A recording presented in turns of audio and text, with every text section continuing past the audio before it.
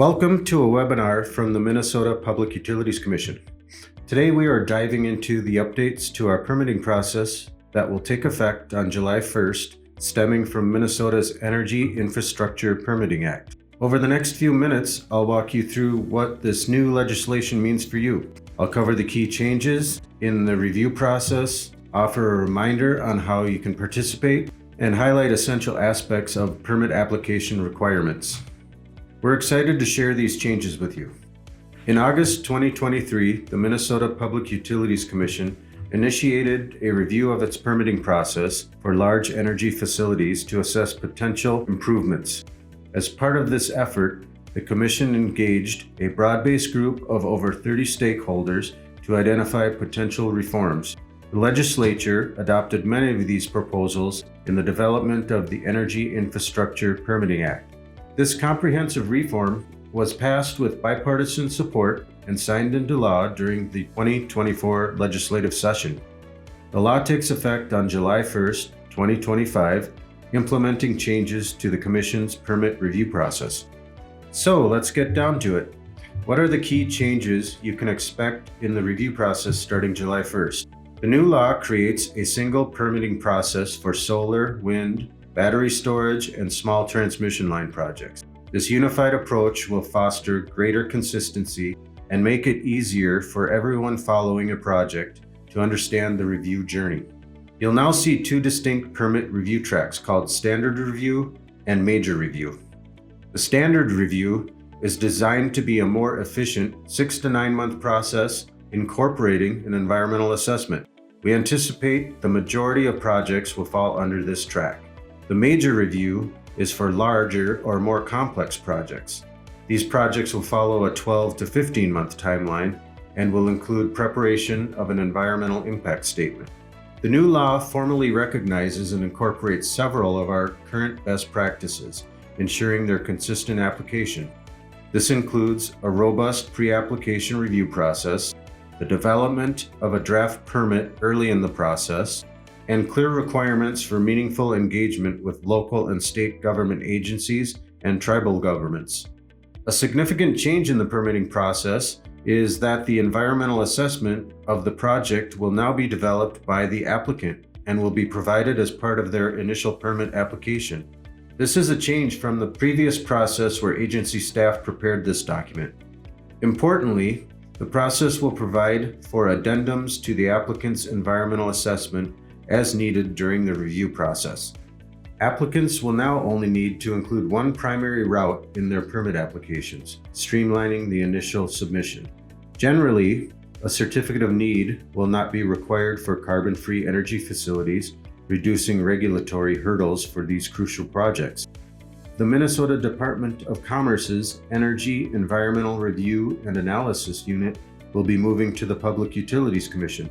This strategic move is expected to create valuable experiences and enhance coordination within the review process. Now, what stays the same? The Commission remains firmly committed to prioritizing public participation. The fundamental opportunities for you to receive information and provide your valuable feedback will remain consistent.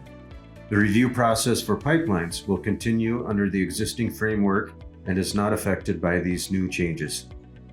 As I mentioned, a formal pre-application process is now in place. This slide illustrates the key steps that both applicants and Commission staff will undertake during this crucial initial phase. You can see that applicants will be required to proactively coordinate with relevant federal, state, local, and tribal governments before submitting a formal draft application. This early engagement is a cornerstone of the new process. Successful completion of the pre-application phase leads to the formal application filing, at which point the Commission will determine its completeness and officially begin the formal review. This slide details the new standard review process. This process will be applied to several key types of energy infrastructure projects. First, it includes transmission lines that operate between 100 and 300 kilovolts. Additionally, it covers transmission lines greater than 300 kilovolts under specific conditions, either if they are less than 30 miles in total length or if at least 80% of their route follows an existing transmission line right-of-way. Second, the standard review process will apply to large-scale renewable energy and storage projects, specifically solar energy storage systems with a capacity greater than 50 megawatts, energy storage systems exceeding 10 megawatts, and large wind energy conversion systems where individual turbines are greater than 5 megawatts. Finally, this new standard review process will also be used for large electric power generating plants that fall within the 50 to 80 megawatt range, or for any large electric power generating plant that is fueled by natural gas.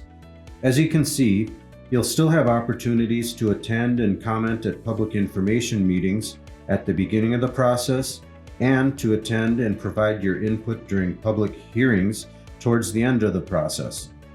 A couple of key changes to note is that the environmental assessment will now be submitted with the application, and the process allows for the development of addendums as the review progresses.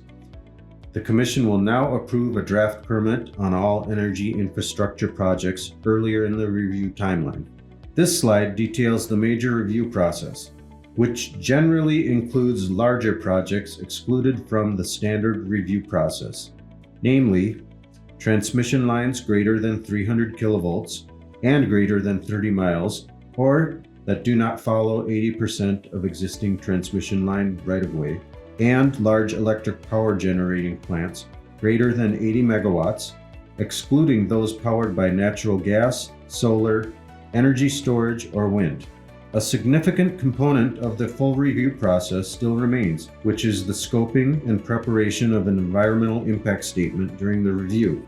Importantly, the major review process also maintains the same valuable opportunities for public involvement through public information meetings and public hearings. Similar to the standard review, the Commission will also approve a draft permit early in the major review process. The Commission deeply values and actively seeks the input of all interested parties, members of the public, industry organizations, and federal, state, municipal, and tribal governments. Your engagement and feedback are essential to ensuring a thorough and well-informed permit review process. That's why both the new standard and major review processes maintain robust opportunities for you to participate. We've created a dedicated section on our website to provide clear and comprehensive information on how to comment and participate in the review process. Looking ahead, we're also committed to developing additional online resources to make it even easier for you to stay informed and involved. Our application guidance document is designed to be a valuable resource for project developers as they prepare their applications. It offers a clear and straightforward interpretation of Minnesota Statute 216I, drawing upon established practices from past Commission permitting decisions, relevant statutes, regulations, and administrative procedures. For those of you planning to submit a permit application, please keep these important points in mind. Applications under the standard review must include the complete environmental assessment content at the time of submission. Regardless of the review track, all applications must clearly detail the potential human and environmental, social, and economic impacts within identified regions of influence, along with proposed mitigation measures, and should also include specific potential impacts directly related to the facility itself and the corresponding mitigation strategies. For applications involving solar, wind, and energy storage projects, you must include detailed decommissioning plan guidance and are required to obtain a power purchase agreement or other enforceable mechanism before beginning construction. The new legislation underscores the importance of early and meaningful consultation with tribal nations. It now requires applicants to coordinate directly with Minnesota tribal nations at least 30 days prior to submitting an application to the Commission. The Commission has actively collaborated with Minnesota tribal nations and tribal energy organizations to develop a best practice guidance document specifically aimed at assisting applicants and utilities in fostering more effective and respectful engagement with tribal nations. We anticipate this guidance document will be available on July 1st, 2025. Our dedicated tribal liaison will continue to serve as the primary point of contact for information and support on all matters related to tribal engagement.